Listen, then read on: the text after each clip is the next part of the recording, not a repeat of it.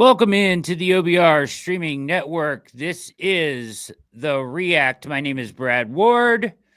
The man next to me is the always fantastic Pete Smith. Good to see you joining in the chat, participating in the show tonight. There's a lot to discuss and break down here. As we all know, the news yesterday, Myles Garrett requesting a trade formally in written word with a really fancy signature and 95 on it, using Andrew Berry's words against him in his own letter. Interesting. The old Cleveland to Canton thing being put in the letter. I don't know if you want to call that a slap in the face or what it was, but either way, here we are, and we're going to break it all down, look at how the national media, local media is looking at it, and give our reaction like we always do here on the React. Pete, what's going on, man? It's been a busy couple days. Yeah. But, we'll see what happens. I think the biggest thing for me is nothing can happen for at least 6 weeks and is more likely to be 4 months. Okay. Why at least 6 weeks? Because of the league year? League year doesn't start until the middle of March. Well, there's a bonus. There's a roster bonus that Garrett is due. Sure. For $5 million that they're probably going to agree to defer. Right. But so they can't do anything. So they've, Garrett has done what he's done. But until the league year opens, it doesn't really do much other than people jump to the conclusions they're going to jump to in terms of the Browns have to do this or Myles Garrett has to do this, that, and the other. And I would suggest that there's going to be a lot more to this, and it's going to take some time to get to the bottom of it. Yeah, I think that it will take some time. There's a lot to come with this. This is just the beginning of this story for sure. As you mentioned, the league year. Now, in the past, though, correct me if I'm wrong, we have had teams agree to trades before the league year and just wait till the league year starts to sign them. Theoretically, you could negotiate stuff like that, yes, but there's no incentive for the Browns to do it. So I don't see anything that's going to change between now and the start of the league year. Okay. And that's that would be, again, very aggressive if the Browns were even willing to change their stance by then. But there are some contract issues with this whole thing that are more likely to make it take until June. So strap in. Are you're talking about if the Browns want to push, if they actually decided to trade him, if they acquiesce to his right now, their stance is they don't want to trade him. Yeah, right. And they're not going to change that. So we can skip ahead on that part, but there are financial implications that would, in terms of restructuring his contract to sort of alleviate the dead cap, which I don't think he wants to do, that can't take effect until June. So even if they were to do this, they'd have to restructure, figure out the trade, and theoretically they could do that ahead of time, figure out the trade, sign all of these things in June, and then sort of process it. So what does that mean? All these scenarios that include draft picks from this year are probably irrelevant. You're not even talking about getting draft picks this year. You're talking about draft picks for the following years after this, which is another reason this is probably never going to happen. Okay. Are you talking about him restructuring his contract, or are you talking about waiting till post June 1st to make the trade so that it gets split out into 2 different years? No, they have to restructure it. The dead cap is money that's already been paid. Yes. So Jack's more informed on this stuff than I am. Jack did an article talking about this type of stuff, and we'll probably do a number of other ones. But the rubber can't really meet the road until June. So I talked with him at length about it today. and read his article and everything, but like if they were to do the trade anytime, that all of his dead money will come due. Yes, and as was pointed out by the dude from Over the Yeah. Cap, who does really, really good work. The Browns would be the Saints. You know, the thing that Yes. people keep putting on the Browns, that would be the thing that now makes them into the Saints. Yes. Is actually trading Myles Garrett without doing anything to his contract. Yeah. Now, I don't know what restructuring they can do to alter the dead cap, except for wait till June 1st, and that would split it out into 14 and 21. I don't know how they can get it's money they've already paid. I don't know how you can restructure that. Yeah, that again, this is stuff that like I don't know if it's signing bonus stuff that's still yet to be paid or if it's all paid out. This is where Jack is better at than I am. And I don't know the answer to that. And it may be sort of doing sort of what they did with Watson in some ways and sort of extending it out. But as I'm describing this, what is the incentive for the Browns to do this? There isn't one. Like, this is the thing. They have to literally cut off their nose to spite their face to move him. Right. Well, first of all, I'm just to play devil's advocate here because I don't think they're going to move on this for some time, but he clearly doesn't want to be here. Like, I disagree with that. And okay. Here's why. All right. For subscribers to the OBR, and I suggest you subscribe. Right now, there is a narrative out in the world that that disagrees with our reporting. The narrative is this has been building for months. And for people who've actually been following Myles Garrett's quotes, and I would specifically refer to Hard Knocks, his tune has completely changed. I agree. From what he said in just weeks ago. Yeah. So something has changed very recently. So I feel like somebody got in his ear at the Pro Bowl or something. Well, I don't know.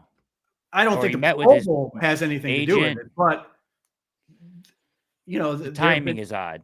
Anyway. Yeah. So to suggest that, like, so let's say like if this was truly building it for months and it was like the Deshaun Watson thing was the end of it, I'm done. Like, I think everybody would sort of understand it at that point. But when he literally said on Hard Knocks, I'm excited to get back and work with the young guys, like, and now he's saying, you talked about the Barry thing, which I think will prove something Myles Garrett regrets, because Barry paid him a very high compliment. He said he's a Hall of Famer, and to throw that back at his face, there are a whole lot of people like, yeah, own Andrew Barry. Here's the thing: Andrew Barry's name is not on that letter, or whatever you want to call it. Yeah, and that's not how he meant it, anyways. I mean, he's taking it as a way like he's glossing over winning to just say Cleveland to Canton, and that's not how he meant it at all. He meant it as a compliment, which is stupid. So, anyways, go ahead. Andrew Barry's name's not on there. What name is on there? Cleveland. That will stick. If this goes ugly, that will be one of the things that sticks. And I think that will be something he regrets. And if he wants to, and my unsolicited advice to Myles Garrett and his camp, I think ultimately most of this boils down to business. Myles Garrett is perfectly entitled to request a trade, and the Browns are perfectly entitled to respond however they want to respond. They can just simply deny it or whatever. But when you make it personal, if you want to continue to go down that road, you need the Browns to do you a favor. To make it personal, the Browns can basically tell you, go F yourself. And that we've got you under control for 4 years. And what are you going to retire at that point? In which case, let's say Andrew Barry's right and he's a Hall of Famer. He then goes from Cleveland to Canton. He proves the point, which is one of the reasons I don't think that's ever really going to be a factor. But like, this is sort of one of those things where like, and I've seen this happen before, where players have made statements, and even when Myles Garrett won Defensive Player of the Year, he then said, Cleveland, this is for you. We're going to come back for, with a bigger trophy next year or whatever. I know. I don't think that is a helpful tactic for him. Again, I think he will prove to regret that because, again, if Myles Garrett plays another 6 years or whatever it is and retires, and he retires somewhere else, there will be people who hold it against him for life that he basically referred to Cleveland as a city that cannot win. And you can say, this is a Browns thing and this, that, and the other. People will hold on to that. People who hate this notion that Cleveland doesn't get to win or have nice things. And there's some other issues with this whole thing. And you mentioned the agent thing. And I don't have enough information to nail this down yet, but Myles Garrett is represented by Clutch. Myles Garrett has openly talked about the fact that he has talked with LeBron James about this whole thing. Yeah. LeBron James heavily involved in Clutch. Rich Paul is the CEO of Clutch. Yeah, it's his company. Yeah. So there's another element to this whole thing that may or may not become a factor if this is a power play by Clutch to sort of try to make themselves bigger than the NFL, like make the NFL. Myles Garrett is theoretically the biggest non-quarterback star potentially available, right? So from an agency standpoint, it is possible that they are looking at this as an opportunity to sort of make a statement and say to from their standpoint, if they can get Myles Garrett out of Cleveland, they're sending a message to every other player, that they might want to join their agency. We can get you out of whatever you want. Yeah. And in that scenario, I don't mean to suggest that Myles Garrett is a pawn by any stretch, but these are things there can be situations where you end up in ulterior motives, and those type of things. But if that happens, let's find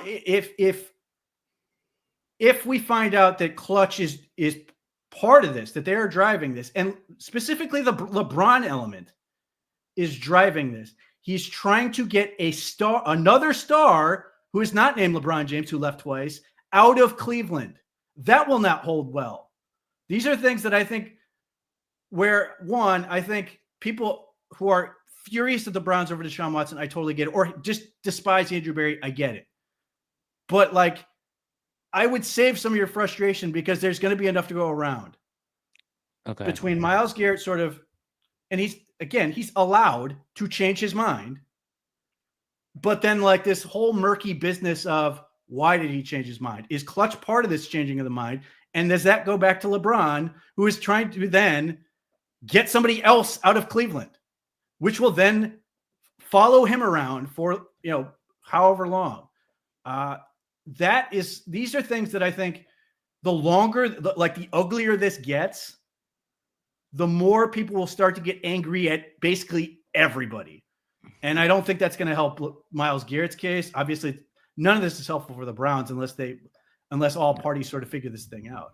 But this is where I say here on February 4th, there's a lot of time for this thing to play out, and people are going to eventually, hopefully, the OBR is looking into it. We're trying to find the answers to these things. But there are other things at play here that need to be sort of sorted out. But it's just really strange that Myles Garrett goes from, I want to be in Cleveland and I want to win. And he hasn't changed the whole winning mindset. He says he wants to win, to it was never about Cleveland to Canton. It was always about winning and winning a Super Bowl. Okay. So we'll see. So he said, he wanted to hear plans and stuff, right? And you're right. This whole narrative that Cleveland has expected this is going in, and you're going to hear this in one of the videos from Schefter that they knew this was coming and all this stuff. I agree with you. That doesn't make sense because everything that he has said leading up to this point led you to believe, like you said, that he was coming around. Like he said, we're not that far off.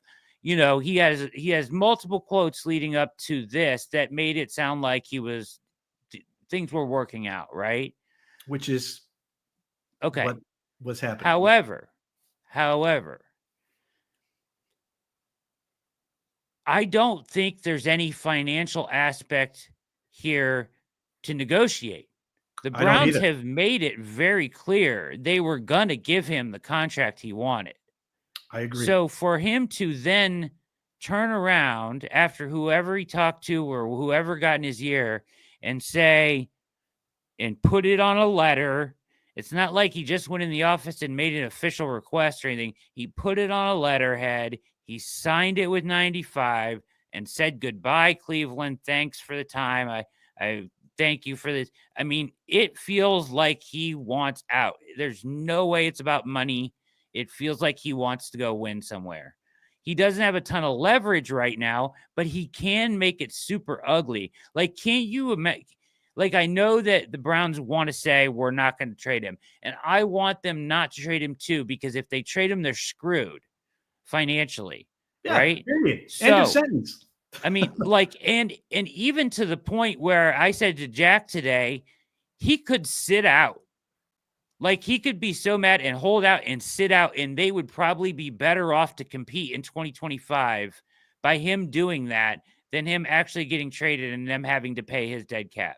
Like, it will prohibit them from the space that they have cleared up and accounted for with Watson and everything, and cleared up to make some moves this offseason, will be gone. They will have to cut players and post June 1st guys, as the guy said, from over the cap, just to pay their rookies. We're talking about they'll be the Saints. Like, so the only way they can navigate that is waiting till post June 1st. But I don't know how, draft picks are going to be involved in that. So I don't even know how that works. How can you go wait till June to even make this trade work? That doesn't work. So if he sits out, the Browns will still be able to try to be competitive in 2025. But at some point, don't you think that also hurts the Browns, because he's losing value with every day? Like, so the potential return you could get as he's sitting out potentially, and we're way down the road now, but hypothetically, don't you think that they have to acquiesce at one point? I mean, do you really want a guy that doesn't want to be here at all in your locker room? If he I don't does, look at it like that. See, this is the thing. I don't look at it like that. I look at like all of this. I look as a negotiation. Him saying that him going to the team privately, them telling him no, and then coming out publicly is to put public pressure on the team. I get it, get him but where like he but obviously he wants to out, or he wouldn't have done this. Maybe, and that's the what thing. else that's is he the thing negotiating? I think it's lost in this, because you're right. There's no financial incentive. So the real question is, if he knows that he knows they don't want to trade him. He knows they don't want to trade him. He knows they don't have to trade him. So my question is, and this is the thing we have to figure out ultimately, what does he want? What is it like if he doesn't get traded, then what? I don't know. He's going to sit out. Well, if I compare it to the NBA, if we're talking about NBA agency and he's going to come back, LeBron James, and be super toxic and Myles in Garrett the locker room, and being a huge fan of the NBA. At that point, there are some things that Myles Garrett could theoretically get from the Browns that might be of interest to him. Now, I don't know this is what he wants, but it wouldn't surprise me. You're talking about control, right? You're talking about control stuff, right? Yeah. Like power, a say control. In this, a say in that. Okay, this feels like to me, here's my fear, Pete. My fear is he talked with them. He heard their plan. It was something to the effect like, we don't like any of the quarterbacks in this class. We're going to wait until next year to try to get one. And to him, that sounds like more losing and kind of sounds like a rebuild. And he said, screw it. I'm done. I'm never going to get a ring here. I'm out. That is not what the reporting suggests. What do you mean? Like, the OBR's reporting does not suggest that to be the case. Okay. That's the problem. There's a disconnect somewhere. We don't know what it is. We don't know what his motivation is, but it's not financial. But here's the thing, like, it's not financial. I don't know how Myles, let's say what you say is true, and the Browns tell Myles Garrett, we don't like any of the rookies in this class. I don't think Myles Garrett looks at this and goes, a rookie is going to save me. I don't think he says that either, but I also think he looks around, and I think it's very plausible that he looks around at the Browns right now with no quarterback in sight and the options that are there in the rookie class and in the free agent class, and he says, I'm going to waste another year here. They aren't going to Possible. have an answer at I quarterback. don't doubt that some part of this is some sort of starting to feel his age.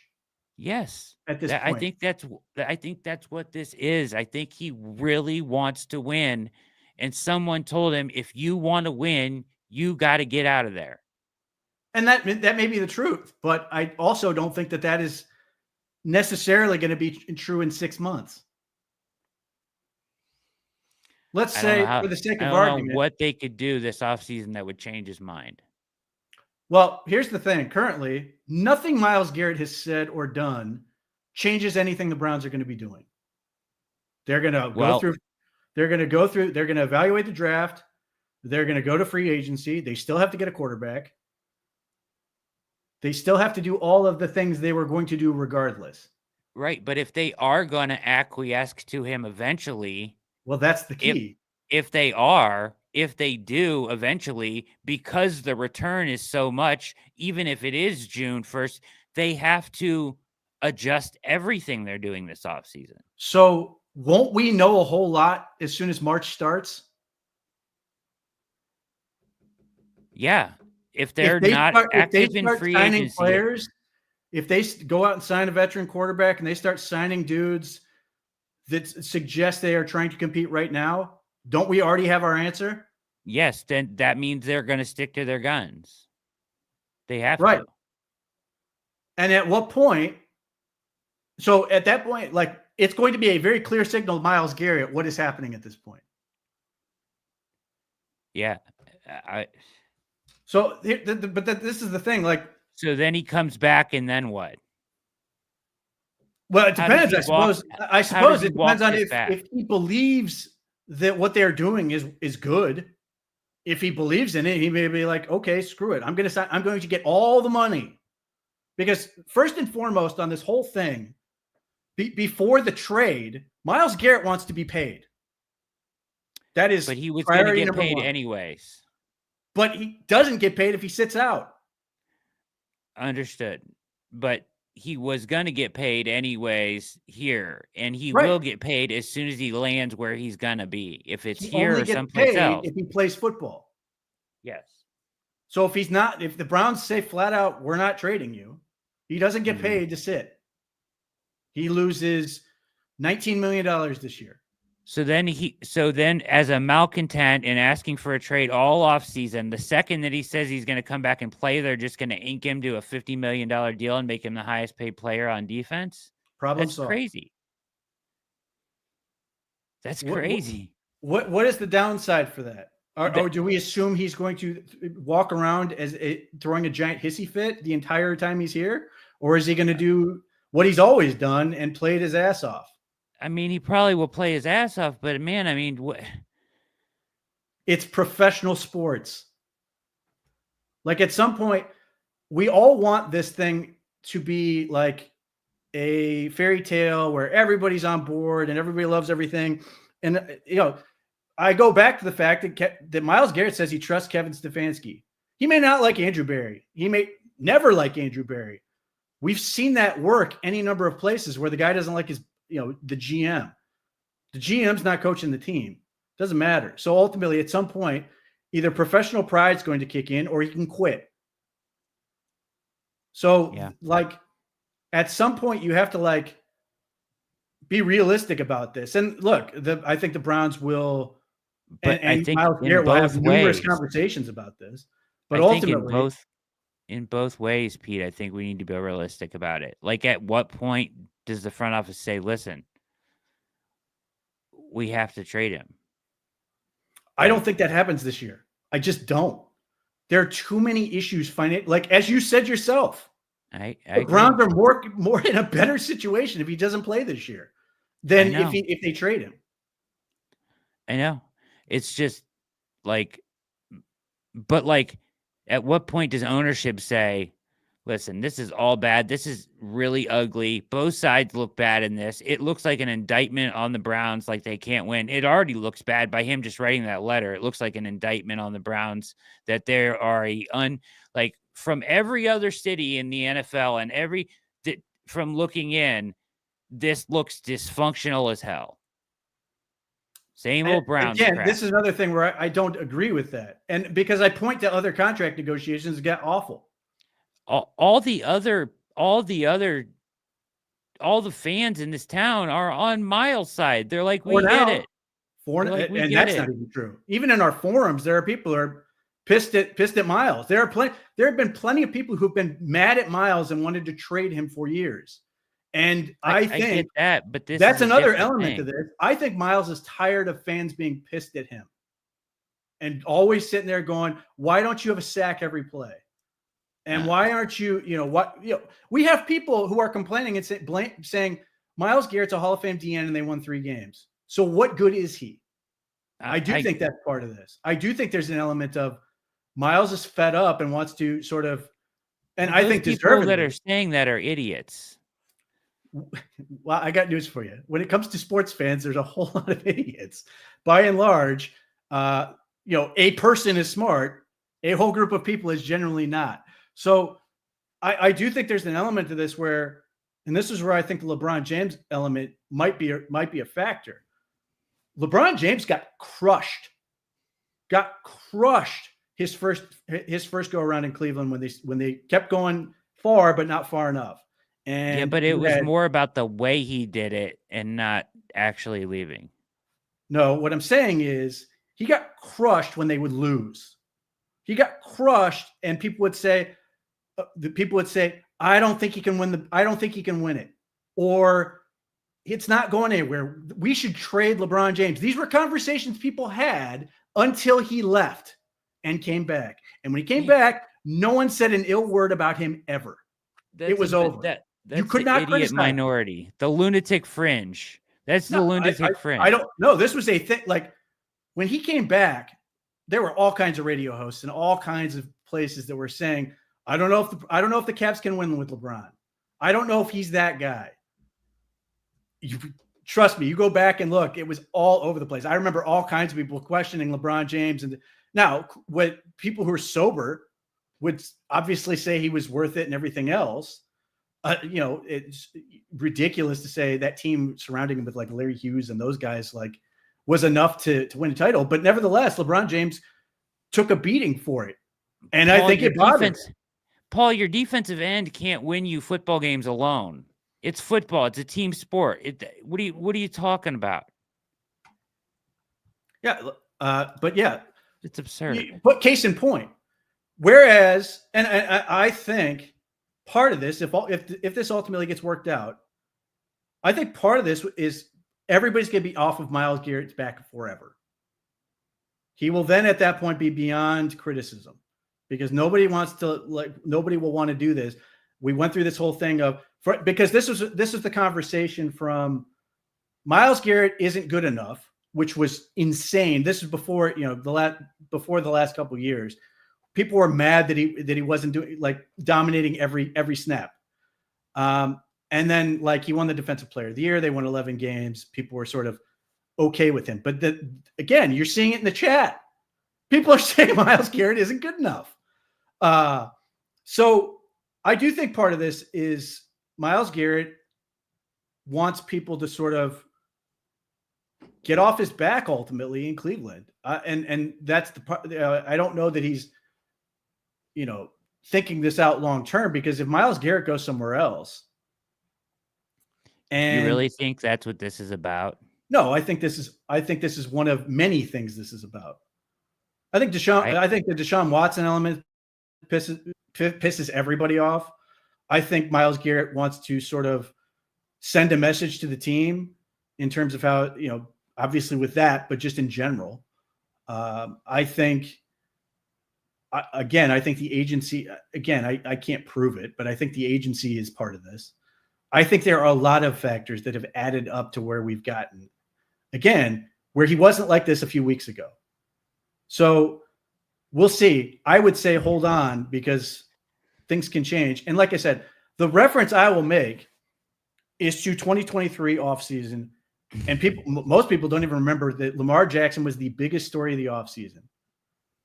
Lamar Jackson, pending free agent, The Ravens put the non-exclusive franchise tag on him.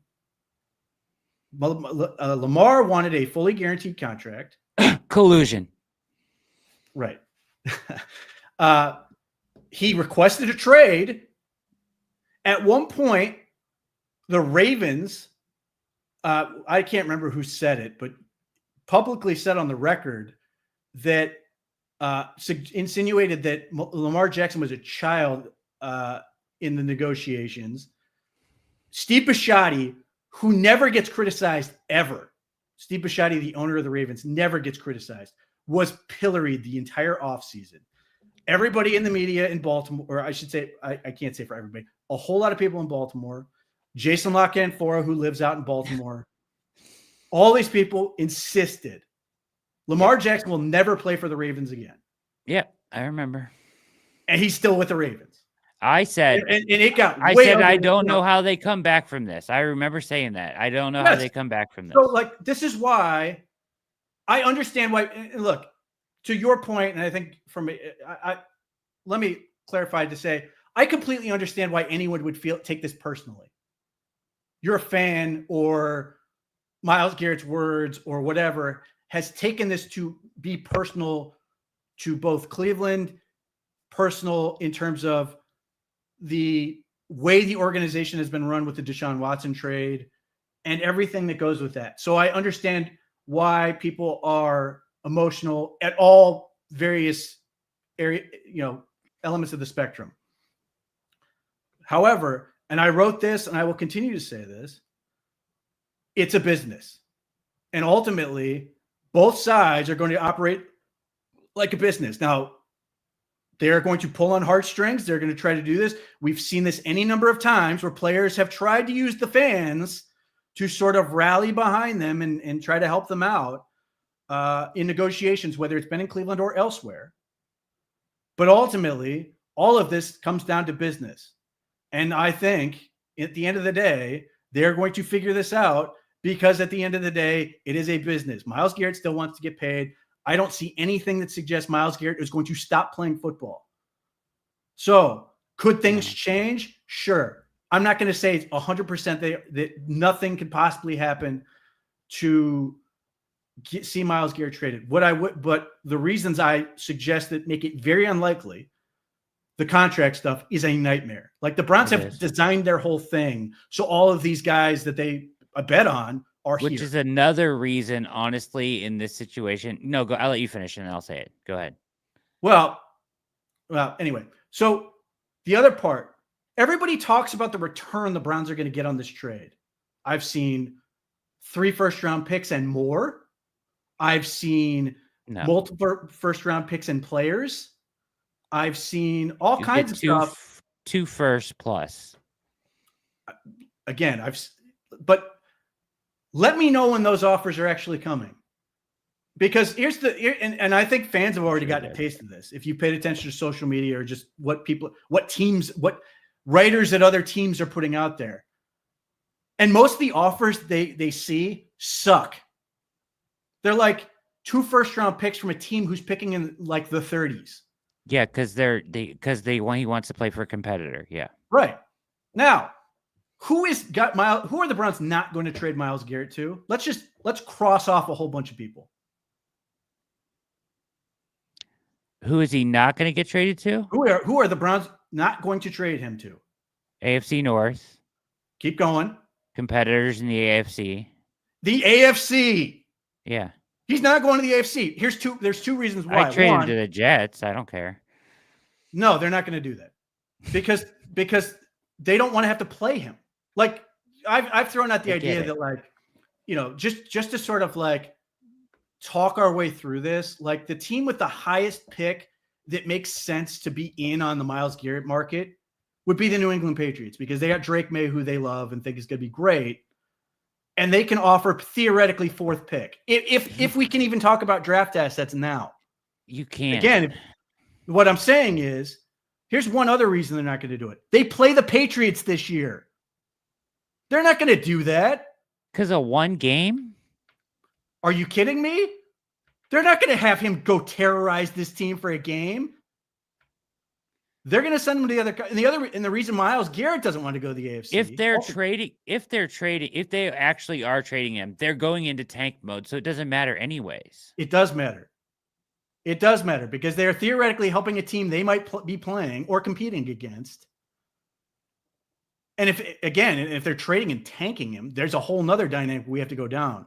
But if they trade him to a team they're playing, then he gets to destroy you and potentially go win a Super Bowl. And the reason Myles Garrett probably doesn't want to go to the AFC is because Pat Mahomes still lives there. Yeah, you're never going to have to deal with it. He wants to go to an NFC team because it's an easier path. So we've already eliminated half the league. Now, how many of those teams can seriously make an offer that's worth it? Now, fewer. Now, there's one other element. I covered that today. There's plenty of teams out in the NFC, though. Minnesota, Green Bay, Washington, Detroit would all be interested. Minnesota's let's hold on to that thought with Minnesota. What do the Browns need to get out of the Myles Garrett trade? They need 2 firsts, A. They need a 26 first, A. They need ammunition to get their quarterback. Now, doesn't that already become a problem for you? Doesn't that immediately go, wait a minute. So I have to trade him for all of these things, and then I have to use the things to go get the one player? They don't get a quarterback out of this trade. The biggest problem they need to address, quarterback, and none of these offers include a quarterback. Well, yeah. I mean, nobody's going to give over a franchise quarterback, maybe Minnesota, but that's it. That's the one team, and I don't think they're going to do this for what it's worth. But if you were to say to me... But it's the ammunition you need to go get a quarterback. And that sucks. Like, that's a terrible trade on its face. You don't get a quarterback. You get the hope of a quarterback. I'm not saying they should trade him. Listen, I'm not criticizing you at all. I'm looking at this from the Browns' perspective. Yeah. You get a trade and you still don't have an answer to the quarterback position? You trade a Hall of Fame defensive end for all this stuff, and then you have to use the stuff to maybe get a quarterback? That sucks.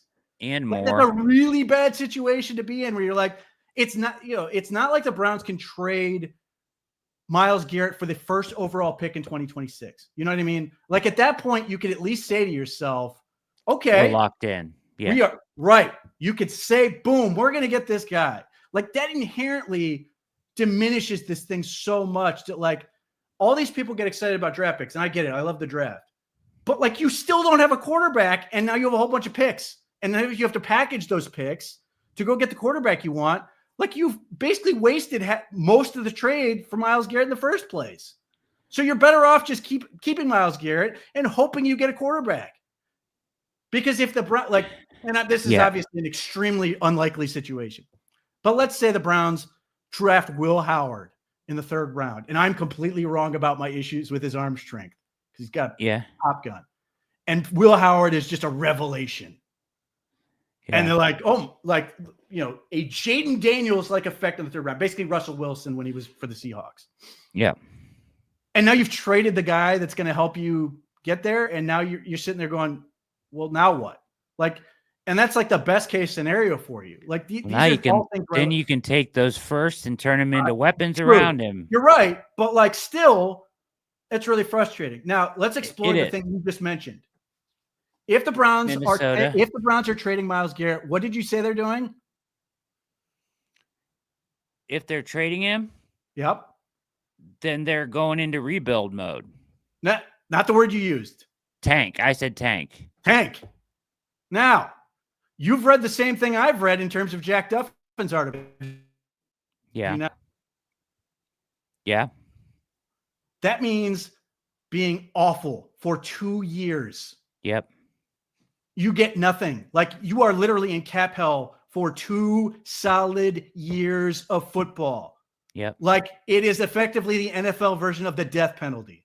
It is. You get to draft guys and you get to sign undrafted free agents, and maybe you're going to keep a couple guys. I know on Jack's list, he had Grant Delpit, JOK. That may have been it. Yeah, like 25 would be hell. 26 would be fun because you'd maybe have some young players, but you'd still be bad. Yeah, so even if you get a quarterback, you have nothing around him. You are an expansion team. And there are people who are saying, let's do that. Let's be the 2009 Guardians. Let's be the 2010 Cavs. Like, you are awful. And like, for some people, they could be like, all right, I'll see you in 2 years and maybe we'll see where we're at. That's my ultimate fear. That doesn't exactly work for you and me. No. That's it's my ultimate fear, Pete. That's my ultimate fear is the rebuild. I don't want to ever go through that again.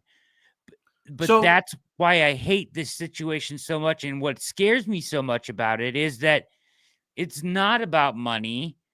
And he wrote it on a letter, and it was personal. And he did say goodbye to the city of Cleveland. It feels like he is dug in as well. Yeah, for now. And this is how it always starts. And maybe this is how it's going to be. Maybe in 6 months, we're going to sit here and go, well, they're still here.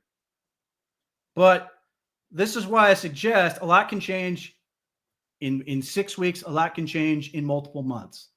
You talked about the Lamar thing, and you're right, but that was about money. See, money for me can be fixed easier, but if you lose faith in your organization, that's hard to fix. But here again, I'm just listening to Myles Garrett's own words.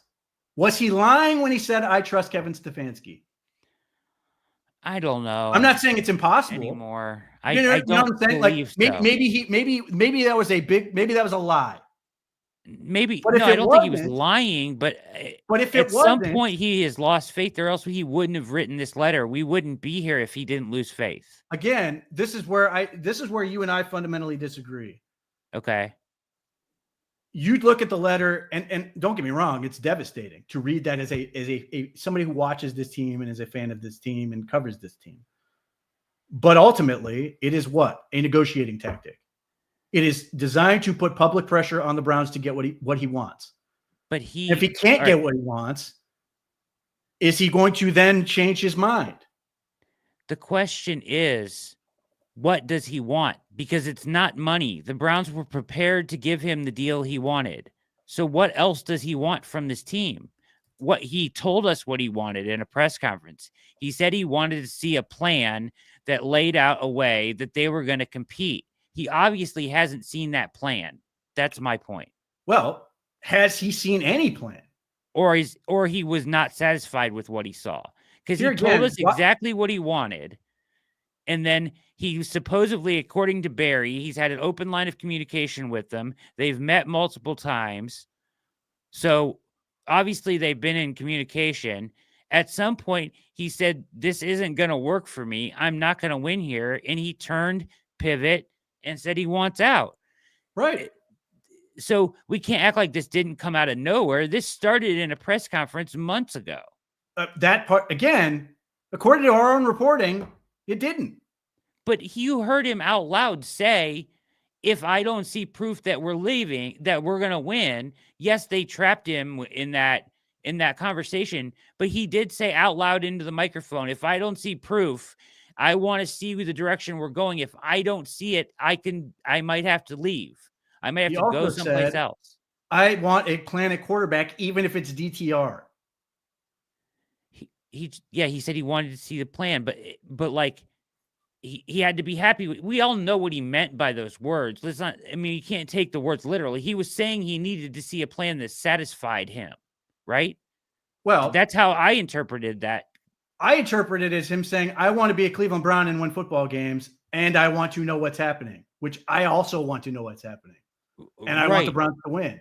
But he also said, and got trapped into it, but he still said it, if I don't see a good enough plan or a direction that I'm happy with, then how did we not take that from that? I feel like that was given, that was a point taken away from that, is that he said that he wanted to see a direction and a plan that he thought could lead them somewhere to winning, or else he would have to think about playing for somebody else. Then why even get into contract negotiations? Do we know? Yes. Okay. Yes. But here's the thing. We know the Browns were going to give him the money. So what? He obviously is unhappy with something. Absolutely figure out what it is and get it right. But This is but I where don't. But this is what where if I it think. is winning, Pete? What if it is the winning part, and he Okay, has I'll just use an decided example that of a they team. I'll can't use an win? example of a team that did some losing. I mean, Philadelphia this. Eagles. The Philadelphia Eagles twice went 4-10, 4-12. They turned around and I'm sure the Eagles fans did all the things, blow it up, this, that, and the other. They went 4-10 after winning the year before. What'd they do the next year? They went 9-8 on 9-8 in one year, and they won 10-6 a different year. Like, figure it out and win football games. I get it, but the Browns don't have that kind of track record, Pete. Look at the track record Who as the Cleveland cares? Browns, and look So at this, look. He's been so here 8 years. He's played in one. He's won one playoff game. so be that guy. Be the franchise changer. But either way, if could if argue we that have he's if we already have done that. if we have this thing goes on, the Browns are going to go through free agency. They're probably going to go through the draft. So if he decides at some point, one, this isn't working, or two, I really like what the Browns are doing, this can be over like that. Now, I think there's going to be other things that need to be ironed out in that. But again, this is why I look at this as a negotiation where you look at it as a final stand. I don't look at it as a final stand. I'm not saying that it can't be moved one way or the other. I'm just saying it's quite concerning to me at this Absolutely. point. I'm highly concerned. I'm on red alert. He wants Yes. out. He saw something he didn't like. He wants out. He wouldn't have done this if he didn't. And I know that because I know the Browns were prepared to give him and make him the highest paid defensive player ever. I know they Right. were. They made And it he very was ready obvious to they start were. negotiating with that. It's not about money. So it's about something else. And the losing, the 3-14 season, the Deshaun Watson, the last few years in a snapshot, you can see why he would want out.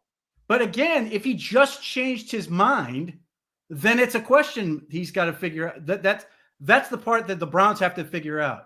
But couldn't he have an epiphany if he was talking to somebody like that? They're like if I put on this one clip of players talking about it, they're all saying, dude's got to get out of there. Yeah, I mean, like, again, he could have the same thing happen later. I agree. I'm not saying he can't come back from it. I'm just saying I'm on high alert. It scares the shit out of me. The difference between you and I is I think the situation is far more malleable than you do. Because I think ultimately it's a negotiation and this is going to be how it goes. And it's not going to be fun. It's going to be dramatic. There's going to be things that, like, I already said that I don't think it was very smart for Myles Garrett to throw Andrew Berry's praise in his face. It would be, to me, like if Andrew Berry, and he's not going to do this because he's Andrew Berry, if Andrew Berry was be like, well, we stuck by you and you got suspended for hitting a dude with your helmet. Like, right. It would be low class. And I don't think it would be a good look for anyone. It would just make the situation worse. Or, hey, you remember when you casually drove off the road because you were driving too fast? Like, this is the thing where I think I don't find either of these things particularly productive. And that's where I think, where I hope this does not go, where it becomes personal. I don't think the Browns are going to take it there because that's just not who they are. Like, I should say, the people, Jimmy Haslam has done this. But Kevin Stefanski and Andrew Berry are not those guys. Like, they are not that guy. But if, like, that's what I hope we avoid. And so long as we avoid that, where we get into a situation where they do get to a point where there's just no coming back from this, where you can literally say irreconcilable differences because they have literally gotten to a point where they are ready to wring each other's neck, then I'm going to look at this as malleable and a negotiation, which is what I think it is. And where we're going to be sitting, unfortunately, again, this is February 4th. Nothing can happen for basically 6 weeks. And then after that, we have to figure out what else is going. This could drag on for months, and the fact that it can drag on for months allows the possibility that minds can change for everybody. Sure. They could talk him into it, but like, what else can they do besides sway him with conversation? Give him more power in the organization. Yep. I guess. That's a lot. In the NFL, that's a lot. I guess. What if he goes to Haslam and says, I hate what Andrew Berry has done. I'll stay if you give me a new GM. They're not going to do that, but he could do that. He could ask. He could say that. They're not going to do that because they can't. You can't. Again, don't make this into the NBA. At that point, you are an NBA team. Connie, I think they showed him a plan. I do. Until we start signing players, nothing matters. I agree. Like, I agree. And the other thing I'm sort of curious to see. I think they're taking the right stance. I don't want them to trade him because I know the financial ramifications, and I don't want to go into rebuild. So we're on the same page there. I just see this as less of a negotiation and more of him like, I'm sick of this shit. I'm out. Good. Be good. We'll see. But that's the thing. Like, I'll be curious to see, one, if Myles Garrett says anything else. I doubt it. I think he's basically going to just let it lie. Because listen to this. He's going to be on Radio Row doing interviews starting Thursday on every freaking station. He's running the whole gambit of Radio Row at the Super Bowl starting Thursday. Right. And again, unsolicited advice, don't make things worse. Because the Browns can literally ask about it at every stop. He can ask about it, and he's going to say, "I've said what I've said, and we'll see. I've made my request, and we'll see where it goes from there." Like, all those things would be sort of reasonable answers. If he makes it worse, he's hurting himself, because the Browns can literally take him off the chessboard and just be like, "Okay, we've got you for 4 years." Yeah, I mean.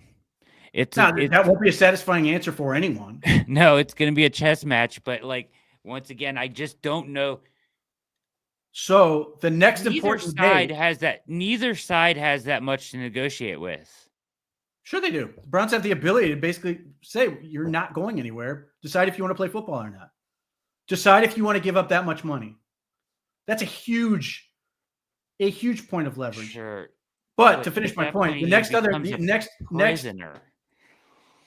Okay, like it's professional sports. He's not in the gulag.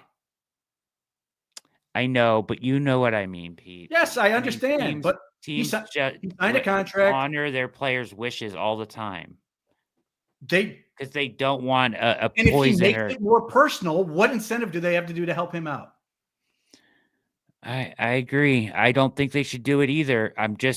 I guess I'm just on high alert because the Browns were going to pay him what he wanted. And for some reason, he has come to the conclusion that he wants out. Yeah. They could also pull the offer. And then what does he do? I agree. It's just going to be. The other thing I was going to say is Andrew Berry's going to get questioned about this and Kevin Stefanski at the Combine at the end of the month. Now, I don't expect them to do anything other than, basically say, we're not trading him. Yeah. Or either we're not trading him because they've said that about 7 times at this point, or we're not going to get into contract negotiations with the player or whatever. But again, I think they're going to sort of let this cool. Now, we'll see what happens in Radio Row, but like, I don't expect much. We'll see. But again, I think Myles Garrett can only do himself damage and make things a whole lot worse. And then whether it's sources or just people remembering, I've already seen one radio host already throw Myles Garrett under the bus. I thought it was stupid. I'm not even going to name names, but I thought it was incredibly stupid, but it has already happened. Yeah. Called him selfish, called him only interested in himself. There's going to be people calling him selfish the whole time. I expect that even though there are a whole lot of people who are perfectly content to be angry at the Browns, that one, the more they learn about the financial ramifications, they're going to be like, well, I don't want to do that. And they're going to have enough anger for everyone. And I think there's going to be some swaying from side to side as far as who you're angry at a given point. But like I said, I expect there's going to be a lot of frustration to go around. All right, let me put up this video. I got to go use the restroom real quick. Let me throw this baby up. This is the one I was just talking about. Players. of the year, Myles Garrett, the 5th most sacks in the history of the league in the first 8 years. Gone. He is requested out from the Cleveland Browns. Literally during commercial break, just got off the phone with someone from Myles' team, and he just reiterated the simple truth. Myles Garrett doesn't care about going from Cleveland to Canton, which is what Andrew Berry always cared about. Myles Garrett cares about winning and playing in Super Bowls. So to me, it makes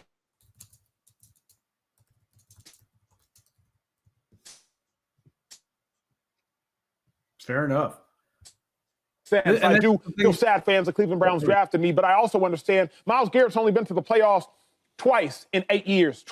In 8 years. He has the 2nd most sacks since 2017 behind only TJ Watt. Canton will take care of itself, but Myles has taken care of itself, and what Myles has done on the football field has not. Okay, so the Cleveland to Canton stuff is stupid. Like, they got to stop getting caught up on that thing. Like, they're taking Barry's words to mean like some sort of an insult, like he's overlooking winning, and that's ridiculous. It was a compliment, right? Absolutely. That's the thing. Like, it's high praise to say that this dude's a Hall of Famer. Yeah, and that and it's insane to suggest that Andrew Berry is somehow a bad guy for saying I want to lock up my Hall of Famer for life.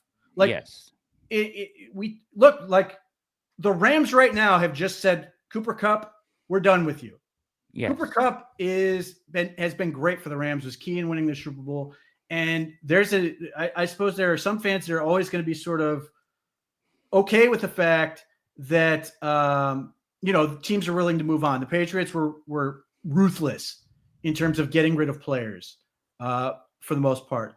But there are people like, this is part of the thing. Like, all these people are like ready to tear this thing down. I've seen any number of people who have said, if Nick Chubb's not a Cleveland Brown, I'm done with this team. Like, we got to sort of pick our battles here. Like, we want our legends to stick around, but we don't, this is sort of a weird thing. So again, nothing but high praise from Andrew Berry. I think that I agree with you. I think that's a stupid talking point to suggest that the Browns aren't trying to win. And again, all these people are talking about 3-14, and I get it.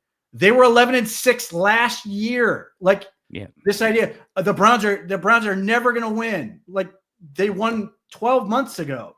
There's no reason they can't turn around and win now. Like, this year, there are any number of ways they can do that. I agree.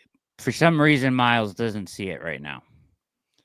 All right. Help lead to winning, because the Browns ultimately they continue to be a dysfunctional organization. I can't say that I am surprised. It's unfortunate for Myles Garrett. You're a #1 overall pick. You hope not only to change the trajectory of the franchise, you hope not only to win in your career, but you hope to win with the franchise that you change the trajectory of. So I'm not shocked, but it is unfortunate because Myles has been such a beacon of hope for the Browns, and now Myles is like, look, I see what y'all got going on. I don't want nothing to do with it. Would you want to stay?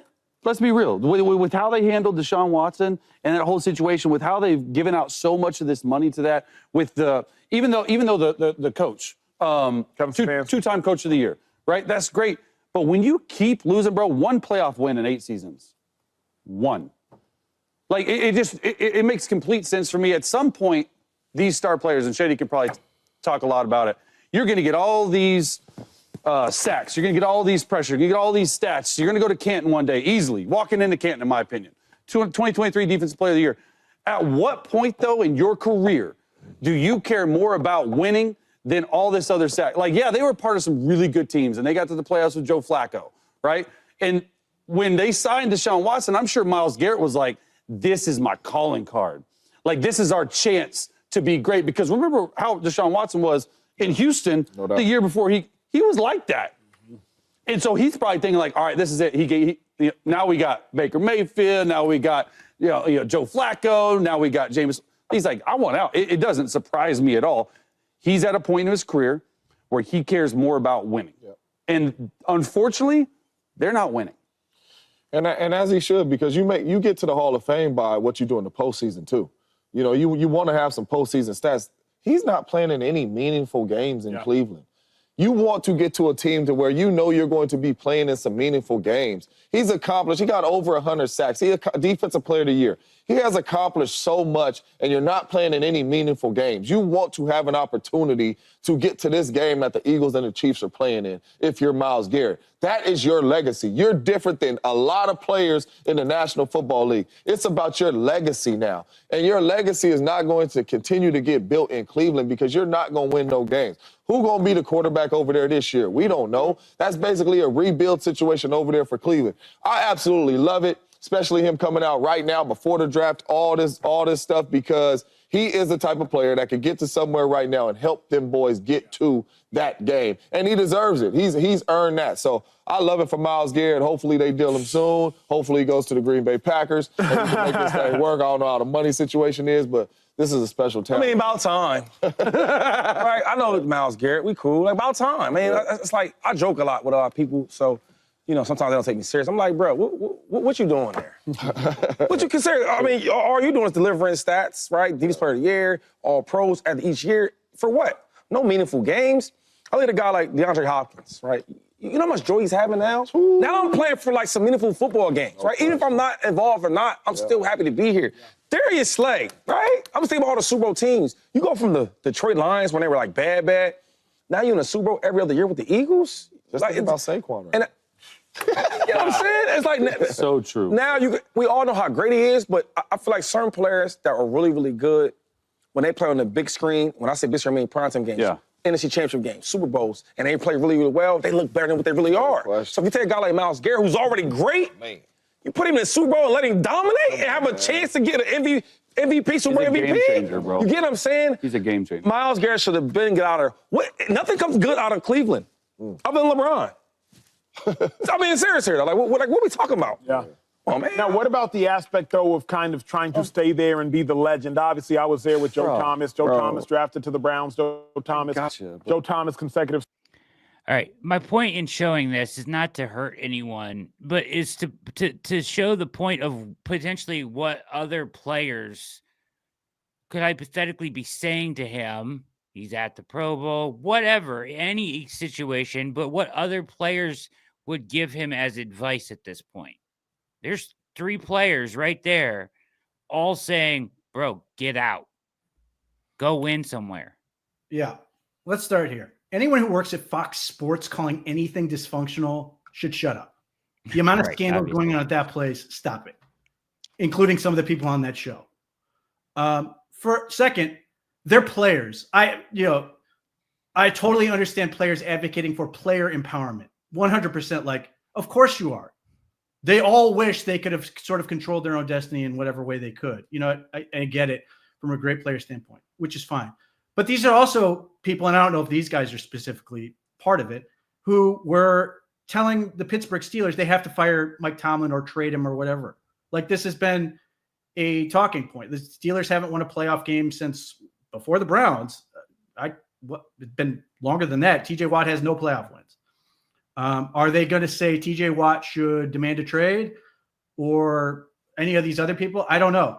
But, like, it's fine, you know, and again, what is ultimately the goal here? And I'm not suggesting anyone doesn't believe what they're saying, but the goal is to get attention, to get people to watch you and to say the most sort of outrageous thing, especially when you're Sam Acho.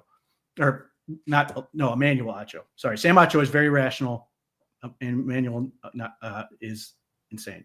So I take a lot of that with a grain of salt. But again, Myles Garrett's perfectly entitled to request a trade. The Browns are equally entitled to say no. And this is where we're at. So we'll see where it goes. But, like, I'm not worried about players saying to Myles Garrett or anyone else that they should leave. I imagine most players are saying to anyone that they know, hey, why, what would it be like if you could find your way here, this, that, and the other? I expect everybody saying that all the time. So I don't really worry that much about it. I just sort of focus. Again, I'm more, curious to know the dynamics between Myles Garrett and his agency in terms of what they're saying to him, because I think that is ultimately going to be more meaningful. Yeah, I would agree with that. Let's get to another video here. This is Pat McAfee show with Schefter. Some of the stuff that doesn't really line up Oh, here. by the way, I have one more thing to say on that last clip. Yeah. I don't know who the last guy who was spoke. They didn't put his name up there. Shady McCoy? Oh, is that who it was? Man. Yeah. Well, not shady anymore. Anyway, the other thing, you notice how this is part of the problem that's going to work against Myles. When he says nothing that comes out of Cleveland is good, except for LeBron James, that pushes a button that they really don't want to push. Because at that point, you're making it personal for a whole bunch of fans who have put everything into this team, have put up with so much crap, and then say, like, nothing that comes from Cleveland is good. And that is going to get people to rally against not only these people saying this, but against Myles Garrett, because then they feel like they read that letter and go, it's just another guy who hates Cleveland or whatever. And I'm not suggesting Myles does. He obviously owns part of the Cavs. But like, that's a sentiment that will work against them in this whole thing. And I would bet that Myles Garrett is hoping that people do not do this. Now, we'll see. It could be the opposite. I could be dead wrong on that. But like, that stuff will hurt him in the long run. It will not help him get what he wants. It will actually make people more inclined to be, you get sort of chesty in terms of defending Cleveland and everything else, in terms of the fans and everything else. So I would, that stuff's not going to work for him. It's a really bad idea. Great for talk shows, great for radio shows, because Cleveland people listen and get fired up and interact with them, which is why they do it. But ultimately will not work out will not help Myles Garrett. Agreed. The one thing I would say, though, is that sentiment of like, we have put everything into this. Look at what we've had to go through, this, that, the other. I think Myles at this point is sharing that sentiment. Which is, by the way, that's another element I haven't even gotten to. If part of this trade request and what he said at that press conference wasn't, I think, and I said this at the time, he had the opportunity to sort of be the voice of the people in the voice of the fan in that moment, to be like, what are we doing here? You traded all this stuff for a alleged serial sex misconduct guy, whatever, all the stuff he was accused of. And you have wasted years of my career or Nick Chubb's career or Joe Antonio's career and all this other stuff. Like this, he has an opportunity to sort of embody that element and be a one person who can actually make meaningful impact and force somebody like Jimmy Haslam to listen. Yeah. That is something else I think could be at play in this whole negotiating thing, which is to basically, metaphorically be able to sort of shake these guys and say, what the hell are you doing? Again, these are things where this is why I think there's a whole lot of things that could potentially go into this trade request, even if he knows that ultimately he's not going to get traded. There are other things that he can get out of this if he wants to. And he could end there.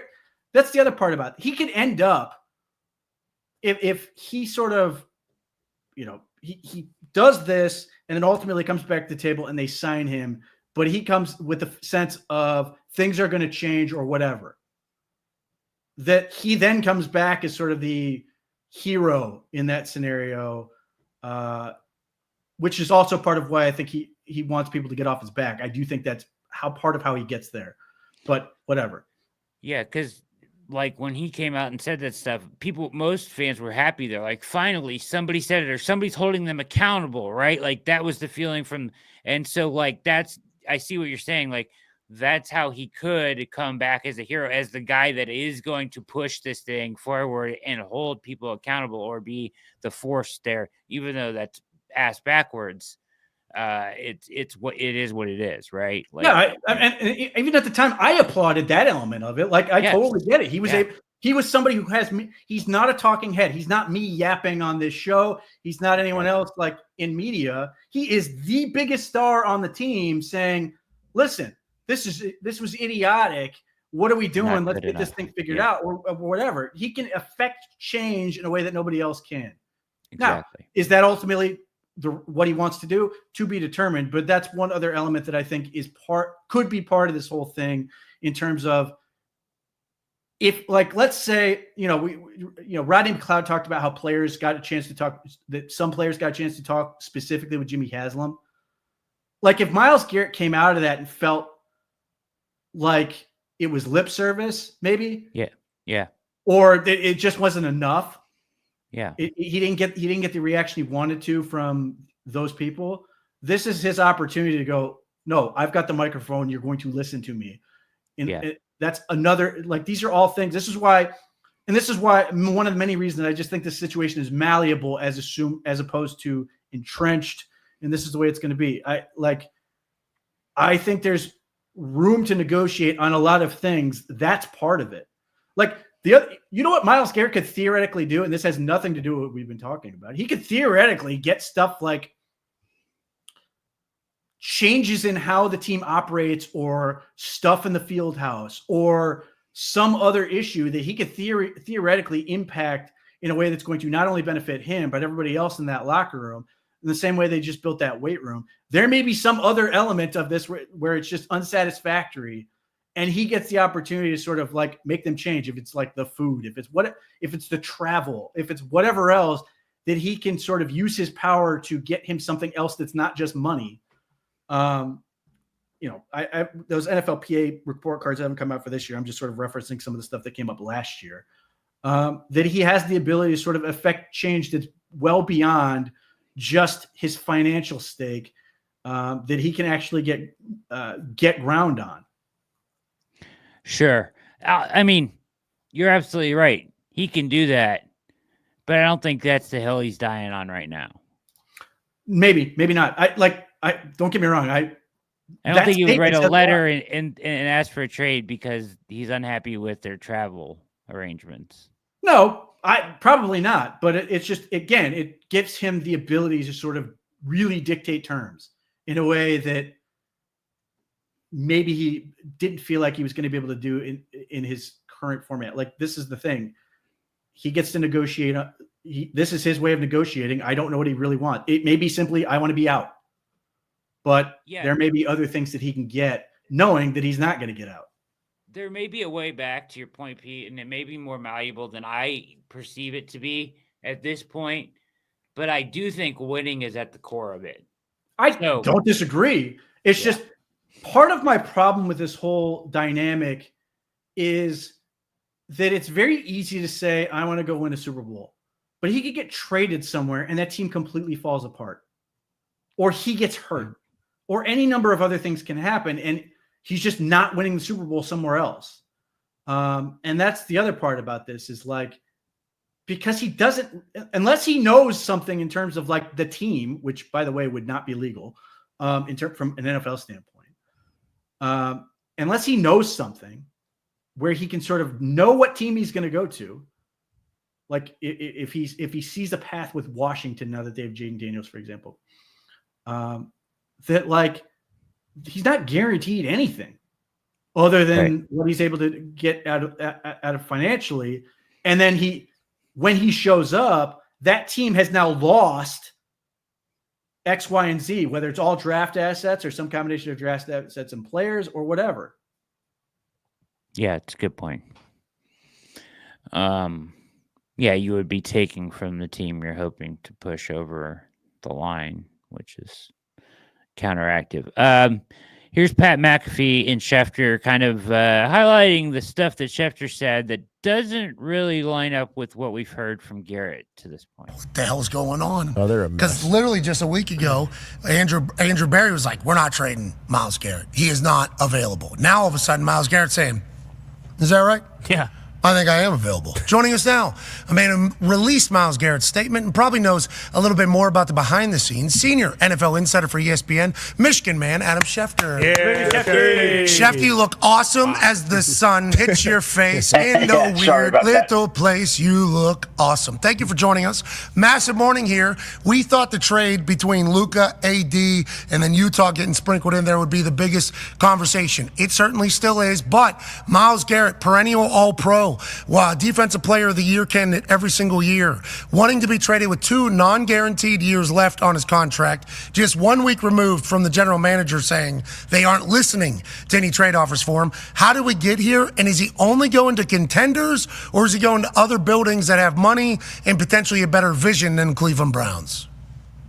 If he's going, again, because we have a team here in the Cleveland Browns. I know we get swept up in the moment. We've got this Defensive Player of the Year requesting a trade out of Cleveland, and this is not a surprise to the Browns. The Browns knew about his unhappiness.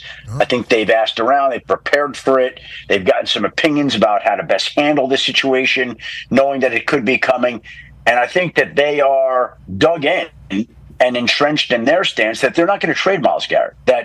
That's not the kind of player you move on from. You're talking about arguably the best defensive player in the league, 29 years old. That's a player that helps you win a Super Bowl, and that's what the Browns want to try to do. So, again, we can continue to talk about this, and we will, because it's certainly interesting. But we also have one side here in the Cleveland Browns that doesn't want to trade Myles Garrett and says it won't trade Myles Garrett. And the GM, Andrew Berry, even has told reporters that he doesn't care if he's offered 2 number ones, he's not trading Myles Garrett. Now, what we have, what changes the equation some potentially, is we've got Myles Garrett now going public with the statement and the idea that he does want out of Cleveland. He wants to play on a team where he believes he's got a chance to win a Super Bowl, which obviously he doesn't feel like is the case in Cleveland. So the Browns, if they trade him, there's acceleration on his contract to the tune of about $35 or so million. They're already over the cap. To trade him becomes financially difficult and challenging. Not saying that they can't do it, but it's hard. So I think the whole situation here, Pat, is honestly, in my mind, how dug in is Myles Garrett? How miserable is he prepared to try to make life for the Cleveland Browns? Is he willing to sit no matter what when they go to training camp? If they haven't traded him by then, is he continually going to issue statements saying how unhappy he is and how much he wants out? Does he make it such that he forces them to trade him, or do they acquiesce to his wishes and listen to him when that's not what they want to do? And they've been perfectly clear about that. Okay, so in your eyes, if you had to project right now, and I know we literally just learned of Myles Garrett taking this thing public, but these situations have certainly happened before in the NFL, certainly during your time of covering the NFL. When the season starts, you think Myles Garrett has a new deal with some guaranteed money? You think this is business-wise? Do you think he's a Cleveland Brown, or do you think he's going to be gone? Because once somebody goes public, what is that? That's just putting massive pressure on Andrew Berry to see if he's really about it? Okay, but you know what? Deebo Samuel issued a trade request to the 49ers 2 years ago. He's still there. Brandon Ayuk issued a trade request to the 49ers last year. He's still there. So when you issue a trade request in the NFL, it's not final that you're being traded. There are still many steps to go through. And again, the Browns have been very public in the idea that they're not moving on from Myles Garrett. They're not trading him, which is why I come back to the point is how difficult is Myles Garrett willing to make life for them? Yeah. Is he going to make it such that they have to trade him?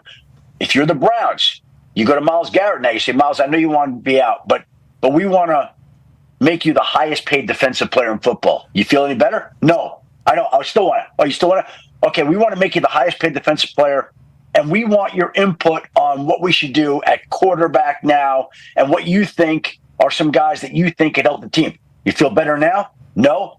Okay, like what can you do to make him feel better?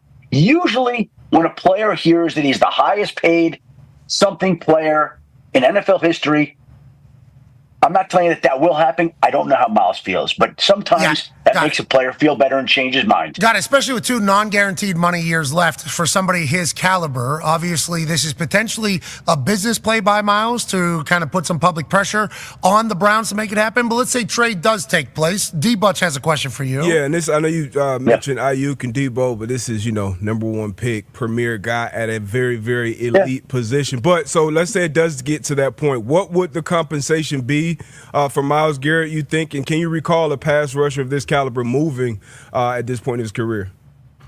Khalil Mack would be the closest comparison that would be out there right now. Because when Khalil Mack requested a trade, it was not altogether dissimilar to Myles Garrett. There were teams salivating at the idea of trading for Mack when he was playing with the Raiders.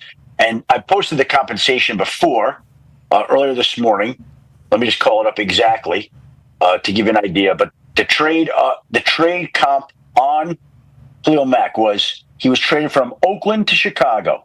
The Bears gave up 2 first-round picks, a 3rd-round pick, and a 6th-round pick. For Mack, a 2 and a conditional 5. So 2 1s, a 3, a 6. For Mack, a 2 and a 5. Jeez. Now that went on for a while. I don't know that the Raiders maximized the return. Mack refused to budge. Mack was 27 at the time. Myles Garrett's 29. Again, that's the best comp I think that's out there right now. Myles Garrett is an elite player. Again, you can make the argument he's the best defensive player in the league very easily. So I think that the return is probably along those lines. But again, we have the Browns GM, Andrew Berry, on record saying that he wouldn't even consider 2 first-round picks for Myles Garrett, which, by the way, would be my stance as well if I were the GM. I would say I wouldn't consider 3 ones for the guy. That's what I would say. Now, what I would wind up taking would be a different deal. So it's just a question of gamesmanship. Now, again, is this a business play by Myles Garrett? I don't think so. I think he legitimately wants to be in a place where he feels like he's going to have a chance to win the Super Bowl. But, again, is there anything that could get him off that changes his mind? So, last question from me, and obviously we're all learning about this as we go. So that means he's only going to teams that are contenders? Is that what we're hearing? Or that's what, in his ideal world, that's what he's doing. Okay. Now, again, what if they said, we're trading you, I'm making this up to Chicago. Is Chicago, is Chicago a Super Bowl contender right now? But what if Chicago, he feels like, I think the best way of saying it, he wants to go to what he believes is a Super Bowl contender. But I think, as we talk about this, I think that would be a place that he believes gives him more hope to win a Super Bowl championship than the Browns do. And there are probably multiple NFL franchises that would fall into that category, because I think if you had to consider it, 31 teams probably would be interested in trading for Myles Garrett. That's what because we went through the salary cap and what the projected amount of. All right, you can't read any of that. So some interesting stuff there from Schefter that he says. I mean, he makes some really good points about, players before. But once again, I come back to this, Pete, the examples being given where you're talking about Ayuk and Debo, guys that asked for trades. They asked for trades because they wanted different money than the organization was willing to offer. That's not the case here. Yes, for Ayuk, not for Debo. Debo was already paid. Debo was paid handsomely. He was being paid he came off that, I think, 2021 year, and then got that deal where he was making a ton of money. In fact, a contract that the 49ers hate. It was in his contract year, though, that he asked for the trade. I don't think so. I think he was already gotten paid. Then why was he asking out? Because he wasn't happy. His usage he was not going to be the number 1 dude. That was his big thing. He was mad that Ayuk was becoming more of a factor. He was mad that Kittle was such a big deal. He wasn't that guy. I'm pretty sure it was his contract year. Because one of the teams that was allegedly talking, this happened the same time as, I think this happened the year before Ayuk contract year, was one of the teams that was thrown out there as a possibility for him was the Steelers, and it wasn't for a contract new contract. He had already signed it. He was mad that he wasn't going to be the guy. No, it was after his breakout season. Yeah, in April 2022, wide receiver Deebo Samuel requested a trade from San Francisco 49ers. Samuel's request came after a breakout 2021 season and a tumultuous relationship with the team. Wanted to remain a receiver and cash in on a lucrative deal. Oh, that was the other thing he didn't like. He didn't like being a running back. Running the ball, yeah. But it was his contract year. Oh, then okay. Either way, again, that is ultimately going to be the question. What does Myles really want? Is it simply about being a contender, or is he more malleable given the fact that he knows the Browns don't want to trade him? Is there something else? Because unless again, I don't know what he or his agents think they can do to sort of force the situation to change their mind. Because we've seen this with the Browns. David Njoku wanted to trade.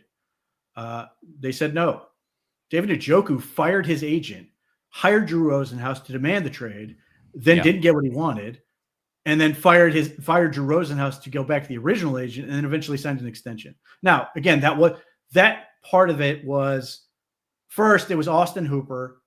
He didn't like being the number 2 guy. And then it was about money because he was worried he wasn't going to be able to maximize his earning power, which I don't blame him at all. Like, I don't sit here and go, David Njoku's, wrong for wanting to get as much money as possible in an NFL career. More power to him. And he did so far by staying with the Browns.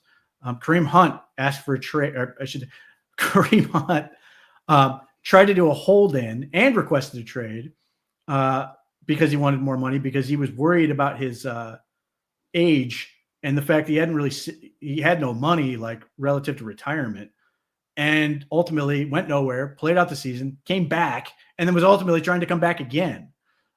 So it's obviously different with Myles Garrett. The stakes are significantly higher. And then the other part, the other example, I suppose, would be Baker Mayfield when he requested his trade. It wasn't about money. He was pissed, and he sort of drew a line in the sand that he was adamant that the Browns could not go looking at other quarterbacks. And then they did. He's like, that's it, I'm requesting your trade. Again, different dynamic. And ownership doing that stupid quote. And this is where I say you take things personal. Forced him into. Made a bad situation worse by that whatever quote about an adult in the room. Adult got out in the locker room. Yeah, into a Tennessee newspaper. And that sort of finished whatever was left of the bridge, and then he requested a trade. So again, we'll see. There's a lot of time left on to see where this goes, but I think there's going to be a lot more conversations, assuming that Myles Garrett isn't as angry, I guess, as that letter makes him sound. There's always the possibility he's basically like, non-communicative. What if? Let me ask you this, pose this question, because I think Chef said it right here. And this is kind of like, normally this is how I would feel. I love Myles, but life goes and goes always. Like, life goes on, right? He doesn't want to be here. It's fine, whatever. Normally that's how I would kind of feel. He's a terrific player. He's a great player. He's amazing. He makes a difference. Yes. But if he wants to go and we can get 2 firsts, including a first in 2026, when we're looking for a quarterback, because quarterback is ultimately the issue, right? Like, if you can take care of quarterback, yes, you need a pass rush and things like that in a dynamic player like that, but you can't do vice versa. You can't win with just the pass rush and out the quarterback, right? So hypothetically, besides the Ravens back before the Carolina game has changed a little bit since then. So either way, I would say that if there wasn't the financial ramifications that basically render them, cut into their, cap space so much that they can't do anything this offseason, and are going to have to cut players with June 1st designations to pay their rookies because of the cap roll-up, then I would be more in favor of it, right? Like, I'd be okay with them exploring what kind of haul they could get back. But it's the financial ramifications that make this so dire. Like, they're in a lose-lose situation. Yeah, and there's some other things you keep an eye on with this whole thing. Joel Bitonio and Nick Chubb are certainly things to keep an eye on.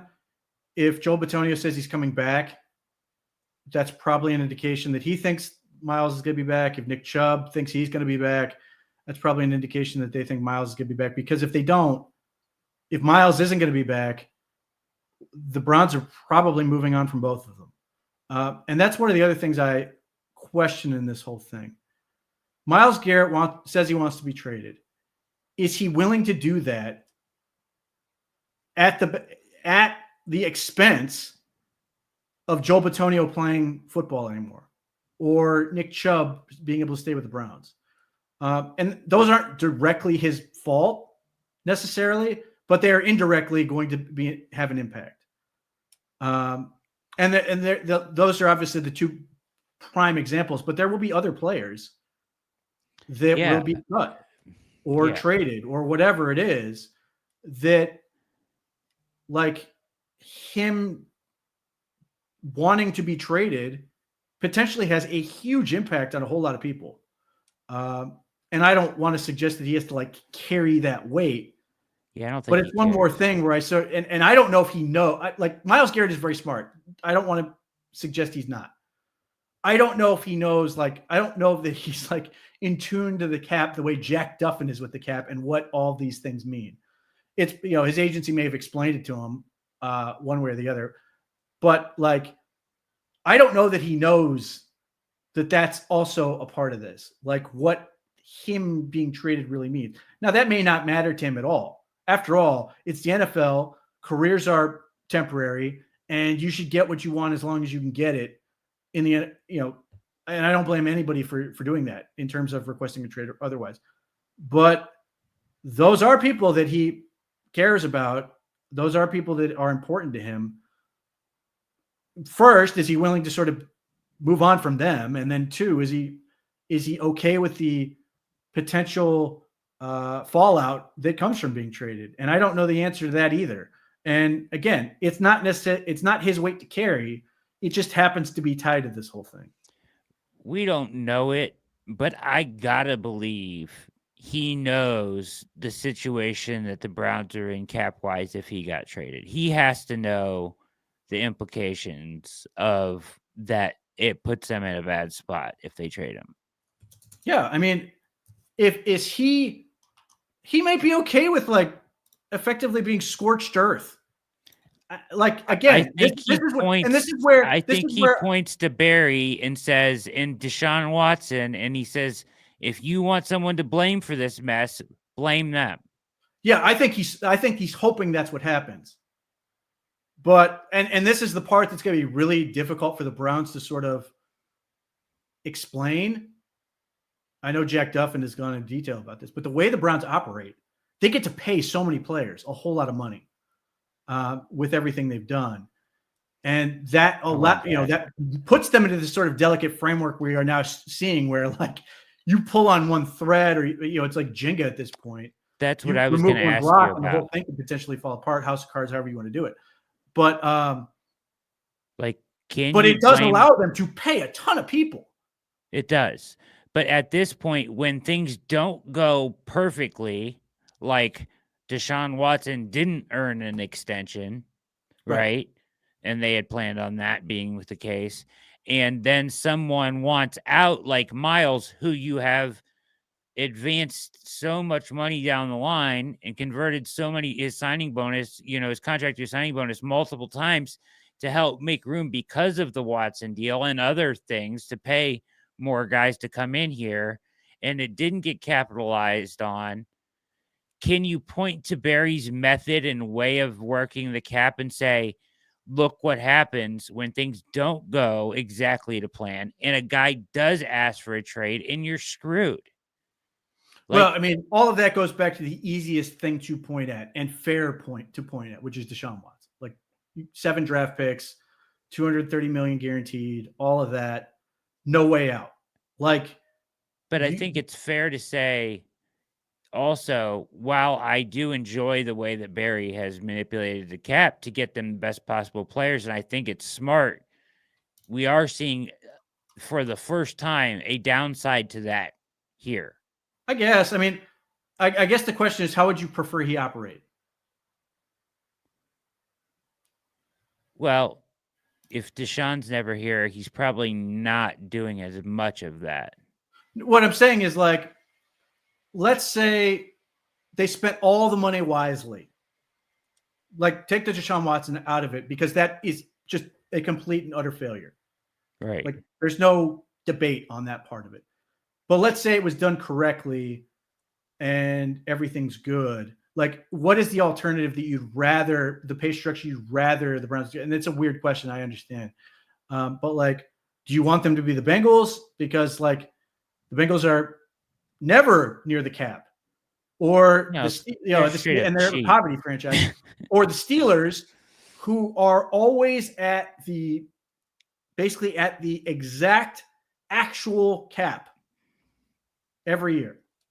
Or would you rather have them do this sort of thing where it allows you to spend more money on players and theoretically have a competitive advantage, but then there's a risk to it in terms of this. And it, the way they've done it, you get your owner can, if he's willing to, and Jimmy Haslam has been, is willing to outspend everybody else.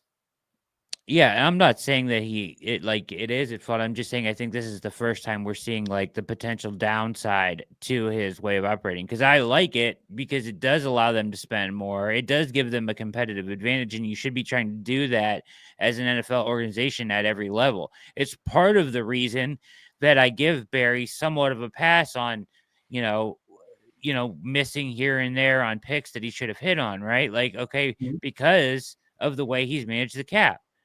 But this is the first sign of where, like, you could potentially here get a haul and turn things around quickly, including getting some of the assets to get your quarterback. But you can't even do that right now because of the way that things are structured. No, like, here's the thing, and I have to imagine there's like a semi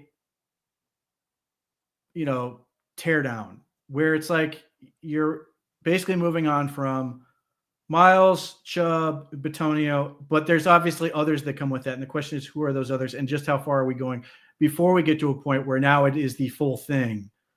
Or are we at a point then where does losing Garrett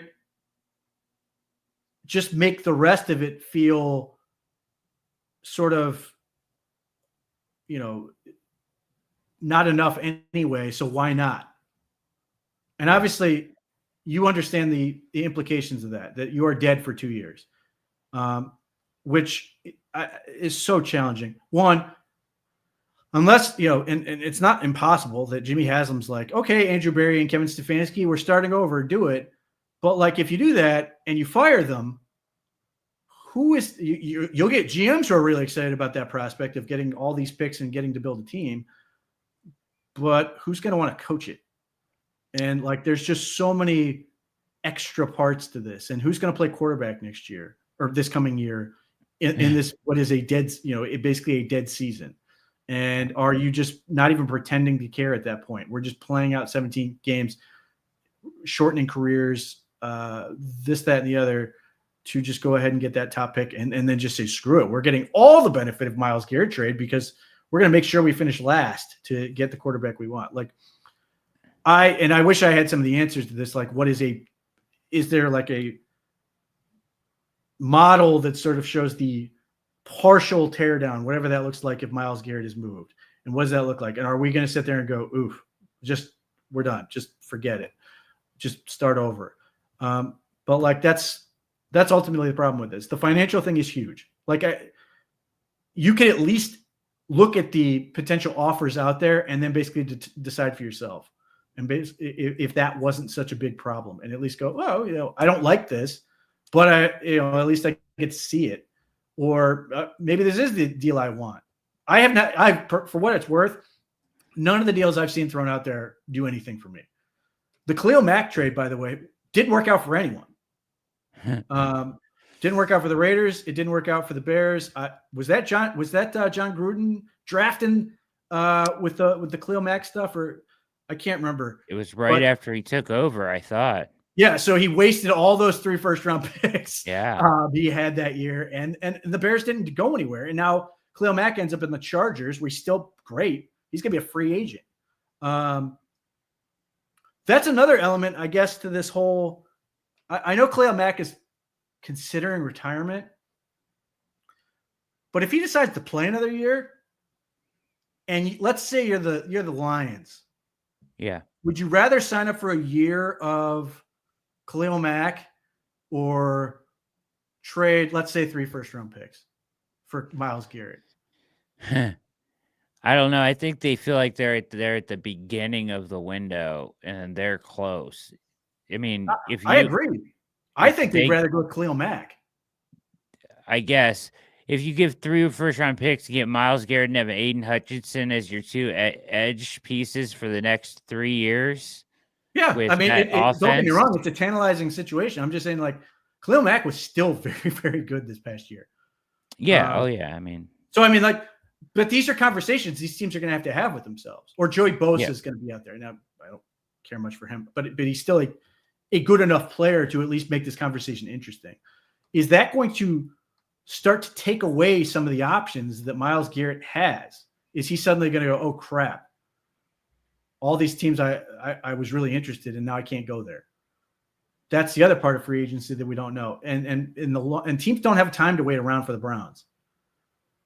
Like, if this does have to go until June, that's the thing. Like,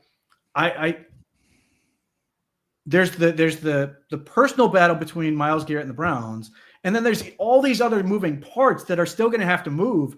Teams can't wait around.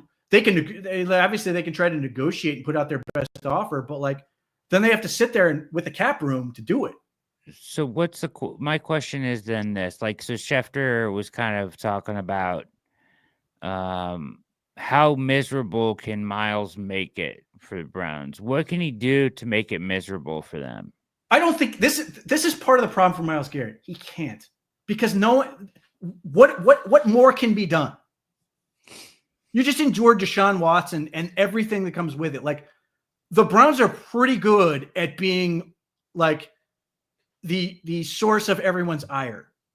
Like, what else is there to do? At that point, Jimmy Haslam is entirely focused on only one thing, and that's getting his dome. Now, is there a way for Myles Garrett to theoretically hurt that? Is he going to go out and picket in front of the governor's mansion and say, we don't fund the dome? Like, I do want there. I hate to say it this way. There's some advantage to being sort of viewed as being rock bottom. You can't go any lower. So it's not like the Browns can like take more damage. What is the biggest risk the Browns can have? Apathy. If they tear it down, I'm very worried about that. Like, I'm very worried that people are going to be like, 2 years, I'm out. See you in 2027, maybe. I'll just watch the red zone, because there are a lot of people who do that. I will watch my fantasy football team, through the red zone, whatever. I don't think they can do that. Like, that is the biggest threat they have. But like, in terms of like being able to actually like hurt the organization, like, what is left to hurt? That part. I'm not going to say it can't happen, because obviously he could start giving interviews and trashing stuff that's happened behind the scenes and make them look ultra dysfunctional and this. He could and write that a and the book. other. But at what point does that now? But at what point does then Myles Garrett start to look bad? I mean, everybody's going to look bad in that case. The Browns are going to look like shit. So the Browns who already look like crap. There's no winners. That's the problem. In general perception, that scares me too. Yeah, the problem is the Browns' general perception. You just saw it on FS1 or whatever, whatever. The Browns' perception is down here. Myles Garrett's up here.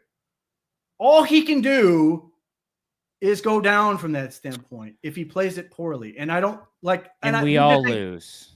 I agree. And these are things I desperately hope don't happen. But like, this is the thing where it's like, how miserable can he make the situation? There's only so much he can do, because the Browns are already sort of there, and I hate it. I just don't know how much they can offer him either. That to be determined. Beyond the money, which we know they're ready to give him. Yeah. The other question, I guess, along with the whole everything's really moving, is I'm curious how many teams are really serious about trading for Myles Garrett. I think teams are. I think some are. Is it the teams Myles wants to be? I'm sure at least one. Maybe. That's the other. Like, it's very easy. Obviously, we just saw the Browns do it. A team sits there and goes, man, he's got this foot issue. And what if he tears his, he's never really been hurt, but he's been indestructible. What if he tears his Achilles his first year here? We gave up 3 first-round picks or whatever else.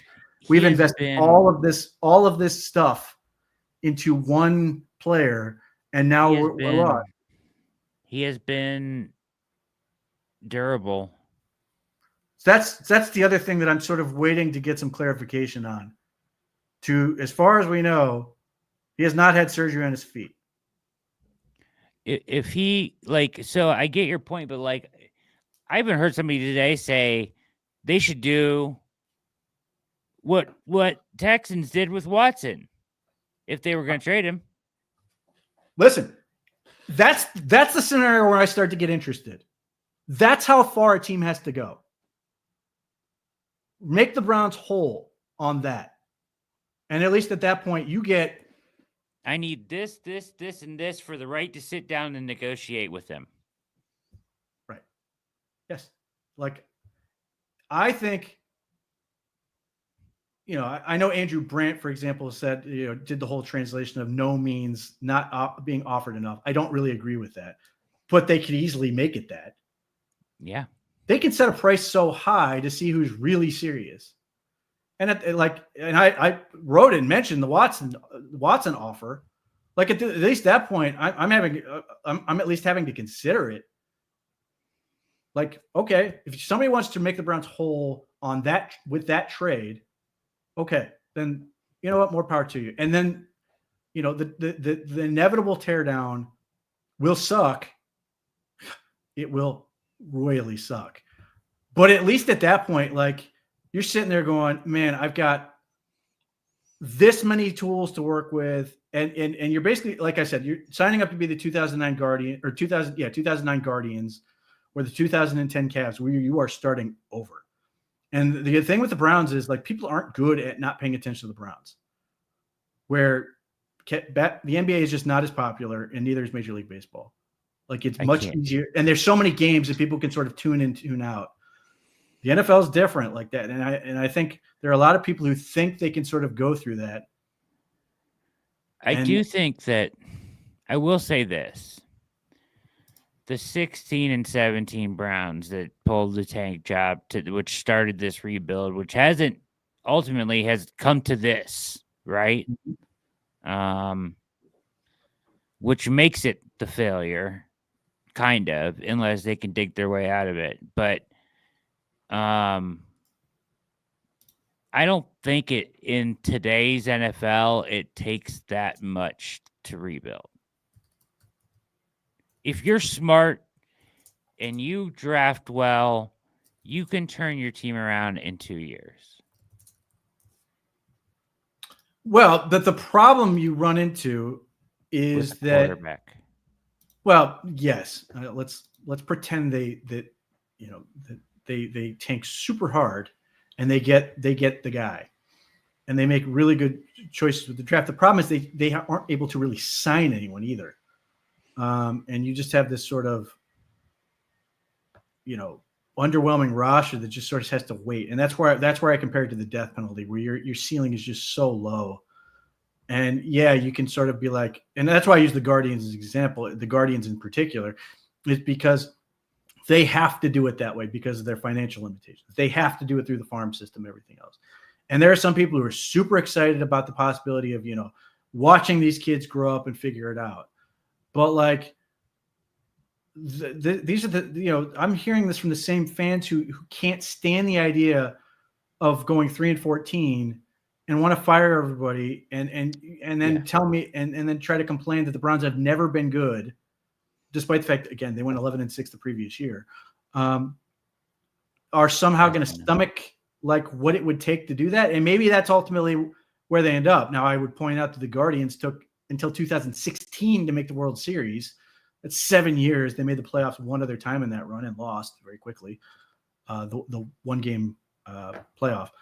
Tampa Bay. It's a long road to do that. And yes, you can work it. You could, let's say you hit on a Jaden Daniels type prospect and suddenly everything looks real good, but you still have to wait for that third year for that to work. And there's, unfortunately, I'm not saying they would do this, but there's an incentive for the Browns not to draft a quarterback until like the window's starting to open up because they don't want to waste the rookie deal. Like there's a whole lot of discussions, but if they go that route, we'll see how many people are like super enthusiastic to sort of sit through it, or if they're basically like, see you in 27 and we'll see if you're interesting. Yeah. Hopefully, listen, we've talked about all these angles. There's like the one thing Schefter said and that you have said, there's a long way to go on this. There's a lot of steps. There's a lot of dominoes that have to fall for this thing to ultimately come to fruition where the Browns acquiesce to Myles' request. And at this point, we don't know really what we know what he wants. He on the surface, he wants to win. But in the view of everything as a negotiation, and it's not money because we know the Browns were going to give it to him, what does he actually want? Or what can the Browns do, as even you and Schefter were laying out? Well, what if we give you a say in this? Or what if we do this? Or what if we make you a fully guaranteed contract? Or what, you know what I mean? Anything. Hopefully they don't have to go down that road again. But like, what can they add to sweeten the pot or do to change that? I don't know if they can. I think you have a belief that they can, and that like you said, you believe this is a malleable situation and that it can be worked out with him. I don't know. I need to see it. This was like a really big blow to me, to like the fact that he put it in a letter and man, the idea that he posted as sort of a letter really drives it home for you. It does, because he wrote it like he was saying goodbye to the city of Cleveland. Which is, I'm sure that was not an accident. I know, but you don't do that unless you're serious about it. I don't think. Maybe, and also when the money is not a clear issue, that is alarming to me. Like he was gonna get the same deal he's gonna get any place else from the Browns. Money is not an option there. That's not entirely clear. Obviously, he was going to be the highest paid defensive player ever in Cleveland. Yes, in Cleveland. Yeah. Are you sure he's going to get exactly that anywhere else? Yeah, I think so. Probably ultimately, but it may not be as much. Now, maybe that difference doesn't matter ultimately, potentially. But there is one other reason that this thing could matter in terms of like if Myles Garrett is sort of posturing. He wants to wait until Micah Parsons' deal is done first. Sure. I wonder why he just did this in the spare time for fun. Do what? Trade request. I mean, he could have just waited. Yeah, he could have. But again, this is where we've got to figure out what changed. It could be your theory that the plan wasn't what he wanted. It could be other forces that have changed his mind. It could be any number. We don't know. We don't know, and that until we know that or what he wants or potentially what he's willing to accept, we are sort of still guessing onto this. But as I said from the get-go on this whole thing, you have to be ready to endure this thing for quite a while, weeks and months. And you're probably going to end up swinging back and forth in terms of how you feel about this situation. So be prepared for it. I hope you're right. And I hope the Browns stand strong because I want him to compete this year. I don't even care. Like I said, I don't care if he sits out. I don't care if he sits out. I just want them to be able to do what they planned this offseason and try to compete. Like, the last thing I want is a rebuild. And if they want to stay that firm that he sits out and doesn't play because he doesn't, get the trade that he's asking for, I'm fine with that. I just don't want them to be screwed and give in to him on the trade for whatever reason, like they feel like they have to for whatever reason, and or that's the best path somehow, because ultimately that's throwing their hands up and saying we've got to rebuild. To be determined. All right. Subscribe to the OBR. There's plenty, as I said, there is all kinds of reporting that's going to be a little bit different than what you're hearing from a lot of the places around Cleveland. I would suggest you, if you want to know what's really going on, I suggest you look into that. But yeah, I mean, and from what I understand, tomorrow is going to be a sort of a free VIP day or whatever on CBS. Yeah. So you may get an inkling of that, but so you'll have a chance to sort of see the difference in what the OBR is reporting versus what you're hearing from everybody else. I do sound scared. No, I'm not literally scared in the way of never mind. Just real quick, because Mike's yelling at me to get off, because Garage Beers is coming up next and you should stick around and listen to it. They're fantastic as always. And they do a great job as well. So stick around and watch Garage Beers when we get off here in a second. But yes, go to the OBR. The insiders are all over stuff. There's going to be news on this stuff, and you're going to want to get it first from the OBR because we are getting it right. So stay tuned. Pete's written several articles on this already, and calmer than you are, Mike. He's written several articles on the Myles situation already. I suggest you go read them. They're very good and lay things out. Would you agree with me, Pete, in that if they did trade him, though, they are kind of throwing in the towel on a rebuild, right?